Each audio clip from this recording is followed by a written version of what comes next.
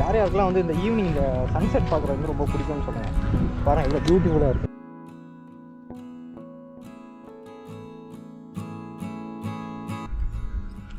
இங்கே பார்த்தீங்கன்னா இடம் தெரியுது உங்களுக்கு. வண்டி வந்து கீழே போட்டேன் இந்த இடத்துலையும். இது கீழே போட்டதுனால வந்து இந்த இடத்துல கொஞ்சம் அடி, இதுக்கப்புறம் இந்த கொஞ்சம் அடி. ஸோ இது எதுக்கு சொல்கிறேன் அப்படின்னா வந்து நீங்கள் டாபிக் பார்த்தீங்கன்னா வந்து ஃப்ரேம் ஸ்லைடர்ஸ்.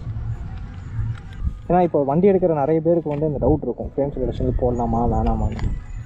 இது வந்து ரொம்ப ஒரு கான்ட்ரவர்ஷியலான டாபிக். அண்டு இதை பேசினா கொஞ்சம் டிபேட்டபுளாக கூட போகலாம். 2 செட் ஆஃப் ஆடியன்ஸ் இருக்காங்க.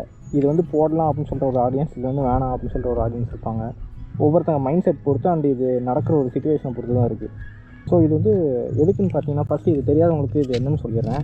இதான் வந்து ஃப்ரேம் ஸ்லைடர்ஸ் அப்படிம்பாங்க. இதோட யூஸ் என்ன அப்படின்னா வந்து பைக் வந்து ஃபால் ஆகும்போது வந்து இது வந்து ஓவராலாக ப்ரொடெக்ட் பண்ணும். ஓவரால்னால் சுத்தமாக அடியே விழாது அப்படின்னு சொல்ல முடியாது. ஓரளவுக்கு டேமேஜ், பாடி டேமேஜ் இல்லாமல் பைக் ஓரளவுக்கு சேவ் பண்ணுற அளவுக்கு இது இப்போ ப்ரொடெக்ட் பண்ணும்.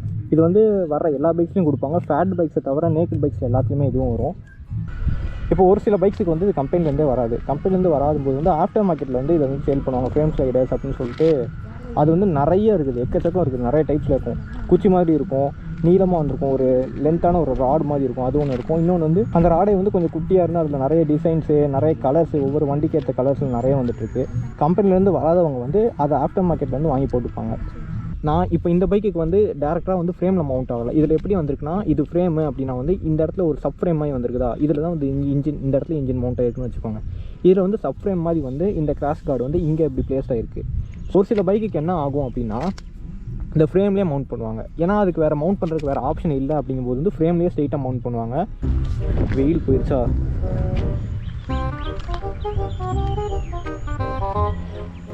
சரிங்க உட்காந்து உங்களுக்கு எக்ஸ்பிளைன் பண்ணுறேன்.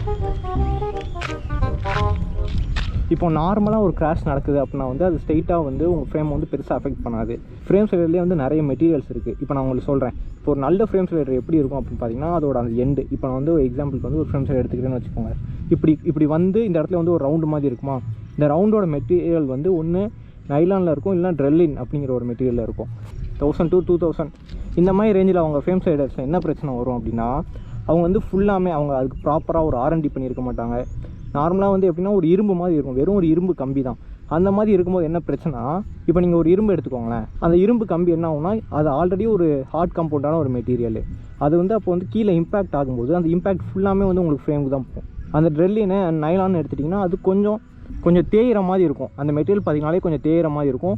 இங்கே கிராஷ் ஆகும்போது அது கொஞ்சம் கொஞ்சமாக தேஞ்சு நீங்கள் எவ்வளோ தூரத்துக்கு ஸ்லைட் ஆகிட்டே போகிறீங்களோ அந்த அளவுக்கு வந்து அந்த மெட்டீரியல் கொஞ்சம் கொஞ்சமாக தேயும். இப்போ ஸ்டீலோ இரும்போ எடுத்துட்டிங்கன்னா உங்களுக்கு இம்பேக்ட் ஆன அடுத்த செகண்டே அதோட இம்பேக்ட் வந்து உங்களுக்கு ஃபுல்லாமே வந்து ஃப்ரேமுக்கு தான் போகும். ஸோ அந்த மாதிரி இருக்கும்போது தான் வந்து இந்த ஃப்ரேம் பெண்ட் ஆகுறது, ஃப்ரேமே நிறைய வந்து கிராக் ஆகும். ஃப்ரேம்லாம் கிராக் ஆச்சு அப்படின்னா, இப்போ இந்த வண்டிக்குன்னு வச்சுக்கோங்களேன், நான் ஒரு எக்ஸாம்பிள் சொன்னேன், இதுக்கெலாம் வந்து ஒரு 10,000 ரூபா ஆகுது அப்படின்னா, நீங்கள் ஒரு சூப்பர் பைக்கு அந்த மாதிரி பைக்ஸ்லாம் வச்சுருக்கும்போது நீங்கள் அந்த மாதிரி ஒரு லோ குவாலிட்டி ஃப்ரேம் ஸ்லைடர் வாங்கி போடுறீங்க, ப்ராப்பராக R&D பண்ணாத ஒரு ஃப்ரேம் ஸ்லைடர் வாங்கி போடும்போது வந்து ஃப்ரேமே வந்து லேக்ஸ் கணக்கில் கூட போகும். இது வந்து எப்படி நடந்துச்சு நான் ஃபஸ்ட்டு சொல்கிறேன், ஓகேவா. இது வந்து ஆக்சுவலாக வந்து வண்டி நின்றுருக்க வண்டி வந்து கீழே வந்து சாஞ்சிச்சு. ஒருத்தங்க வந்து இந்த சைடு உட்காந்துருக்கும்போது வந்து லைட்டாக வந்து பேலன்ஸ் இல்லாமல் வந்து லைட்டாக அந்த சைடு தள்ளிட்டாங்க. அப்போங்கும்போது இந்த சைடு விழுந்துச்சு வண்டி. ஸோ இந்த மாதிரி சின்ன கிராஷஸ் வந்து ஓகே, நீங்கள் நார்மலாக ஒரு ஸ்லைடர் போட்டுருக்கீங்க அப்படின்னா வந்து ஓகே, அது எந்த ஸ்லைடராக இருந்தாலும் வந்து தப்பிச்சிடும்னு வச்சுக்கோங்களேன். இப்போ இது எங்கே பிரச்சனை ஆகும்னா, இப்போ இதே வண்டியில் வந்து நீங்கள் ஒரு 80 கிலோமீட்டர்ஸ்க்கு மேலே போயிட்டு 80 கிலோமீட்டர்ஸ்க்கு மேலே ஒரு ஸ்பீடில் இருக்கும்போது வந்து நீங்கள் கிராஷ் ஆகும்போது, இப்போ இந்த கிராஷ் கார்டுங்கிறது வந்து அப்போ வந்து இது யூஸ்ஃபுல் கிடையாது.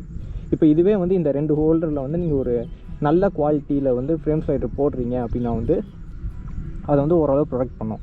ஃப்ரேம் ஸ்லைடர்ஸ் வந்து நிறைய சைஸில் வரும். ஒரு சில ஃப்ரேம் ஸ்லைடர்ஸ்னால் எப்படின்னா ஃப்ரேமை ஒட்டி குட்டியாக, இப்போ இது ஃப்ரேம்னு வச்சுக்கோங்க, ஃப்ரேம் ஸ்லைடரோட சைஸு உள்ளேருந்து இவ்வளோ தான் வந்திருக்கும். அதாவது வெளியே ஜெரெக்ட் ஆகிட்டு நிற்கிறது வந்து இவ்வளோ தான் இருக்கும். ஒரு சில ஸ்லைடரோட சைஸ் பார்த்திங்கன்னா இவ்வளோ பெருசாக இருக்கும், ஃப்ரேம்லேருந்து இவ்வளோ தூரத்துக்கு வெளியே நீட்டிட்டு நிற்கும். முடிஞ்ச வரைக்கும் வந்து உங்கள் பைக்கோட ஃப்ரேம்லேருந்து வெளியே ஃப்ரேம் ஸ்லைடர் வந்து எவ்வளோ சின்னதாக இருக்கும் அப்படின்னு பார்த்துக்கோங்க. நான் எதுக்கு ரொம்ப நீளமாக இருக்கிறது வேணாம் அப்படிங்கிறேன்னா, ஒரு எக்ஸாம்பிள் எடுத்துக்கோங்களேன். இப்போ வந்து ஒரு நார்மலாக ஒரு கம்பி இருக்குது, ஓகேவா. அந்த கம்பி வந்து லென்த்தாக இருக்கும்போது வந்து வளைக்கிறது ஈஸியாக இருக்குமா, இல்லை வந்து எவ்வளோ ஷார்ட்டாக இருக்கும்போது வளைக்கிறது ஈஸியாக இருக்குமா. அந்த கம்பி வந்து எவ்வளோ லென்த்தாக இருக்கும் அப்போ தான் ஈஸியாக அதை வந்து வளைக்க முடியும். ஸோ அதே கான்செப்ட் தான் இங்கேயும் வரும். நீங்கள் லென்த்தாக போட அதோட ஸ்டர்டினஸ் வந்து ரொம்ப கம்மியாக இருக்கும். ஸோ இப்படி வண்டி வந்து கிராஷ் ஆகும்போது வண்டி கீழே வந்து ரோட்டில் வந்து அது படும்போது வந்து என்ன ஆகும்னா, ஒன்று உடையிறதுக்கு கூட நிறைய சான்ஸ் இருக்கும்.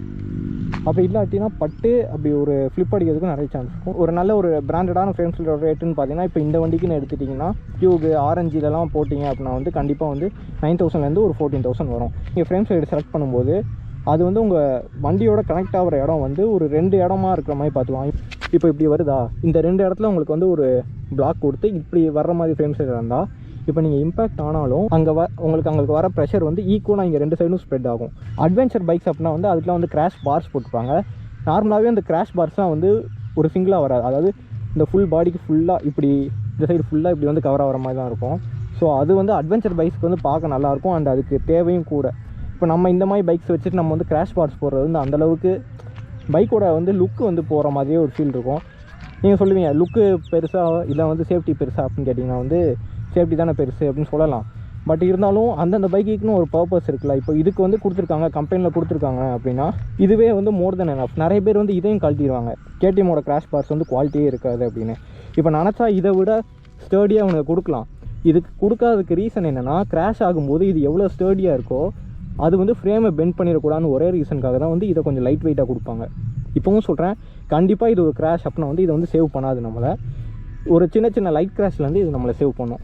இன்னும் கொஞ்சம் பேர்லாம் வந்து நார்மலாக இந்த மாதிரி பைக்ஸுக்கே வந்து ஒரு பெரிய ஒரு கிராஷ் பார்ஸ் மாதிரி ரெடி பண்ணி போடுவாங்க ஆஃப்டர் மார்க்கெட்டில். அது வந்து அது என்னை பொறுத்த வரைக்கும் என்னோடய பர்சனல் ஓகேன்னு கேட்டிங்கன்னா வந்து அது எனக்கு தெரிஞ்சு அது வந்து வண்டிக்கு வந்து ஒரு எக்ஸ்ட்ரா வெயிட் ஆட் பண்ணுற மாதிரி. இப்போ ஒவ்வொரு பைக்ஸும் அதோட அப்டேட்டட் வெர்ஷனில் அதோட வெயிட்டை கம்மி பண்ணுறதுக்கு தான் ட்ரை பண்ணுவாங்க. பர்ஃபார்மன்ஸ் அப்படின்னு எடுத்துகிட்டா வந்து நம்மளுக்கு எவ்வளோக்கு இந்த பவர் டு வெயிட் ரேஷியோ அப்படின்னு இருக்கும். பவர் எவ்வளோக்கு எவ்வளோ ஈக்குவலாக அதிகப்படுத்துகிறாங்களோ இல்லையோ, வெயிட்டை வந்து எவ்வளோக்கு எவ்வளோ கம்மிப்படுத்துகிறாங்களோ அந்த வண்டியோட பர்ஃபார்மன்ஸ் அதிகமாக இருக்கும். அப்படிங்கும்போது நம்ம ஒரு கிராஷ் பார்ஸ் ரெடி பண்ணி போடுறோம் அப்படின்னா எனக்கு தெரிஞ்சு குறைஞ்சது அப்ராக்சிமேட்லி 5 to 6 kgs இருக்கும். ஓகேவா? ஒரு பைக்கில் 5 to 6 kgs கம்மி பண்ணுறது வந்து எவ்வளோ பெரிய விஷயம் அப்படிங்கிறது வந்து ஆட்டோமொபைல் இன்ஜினியர்ஸ், அதாவது வண்டி ரெடி பண்ணும்போது அவங்க அதுக்கு வந்து அவ்வளோ R&D பண்ணுவாங்க. அப்படிங்கும்போது நம்ம வந்து ஒரு அசால்ட்டாக ஒரு 5லேருந்து 6 கிலோ நம்ம போடுறோம். அப்படிங்கும்போது வந்து வண்டியோட ரைடிங் டைனாமிக்ஸ் மாறதுக்கு நிறைய சான்சஸ் இருக்குது. வைப்ரேஷன் ஒரு இடத்துல அங்கே ஸ்க்ரூ போட மாட்டாங்க.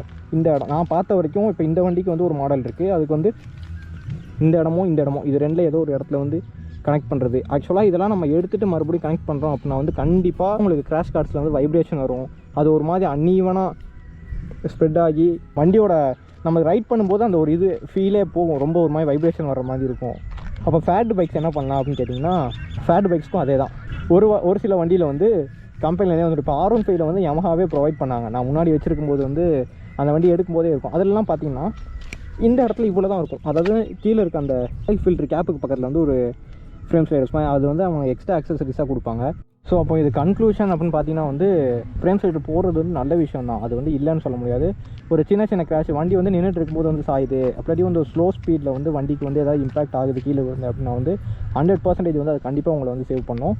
ஒரு ஹை ஸ்பீட் கிராஷ் அப்படிங்கும்போது வந்து நீங்கள் விழுற சிச்சுவேஷன், இப்போ இந்த மாதிரி ஒரு மண்ணில் விழுறீங்க அப்படின்னா வந்து அது பெரிய இம்பாக்ட் ஆகாது.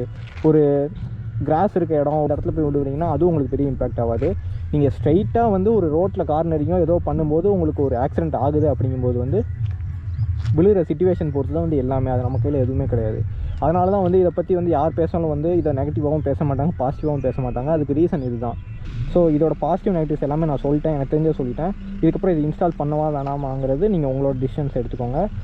இதுக்கப்புறம் நீங்கள் ஏதாவது சொல்லணும்னு நினச்சிங்கன்னா கீழே வந்து கமெண்ட்டில் சொல்லுங்கள், நானும் பார்த்து தெரிஞ்சுக்கிறேன் அதோட பெனிஃபிட்ஸ், அதுக்கப்புறம் டிஸ்அட்வான்டேஜஸ் என்னென்னு. பை நெக்ஸ்ட் வீடியோவில் பார்க்கலாம். நெக்ஸ்ட் வீடியோவில் இந்த மாதிரி ஏதாவது இன்ஃபர்மேட்டிவாக அப்படி வந்து ஏதாவது டெக்னிக்கல் கண்டென்ட்ஸ் என்ன கேளுங்க, நெக்ஸ்ட் வீடியோ அதை பண்ணிடலாம். Okay, see you all in the next video.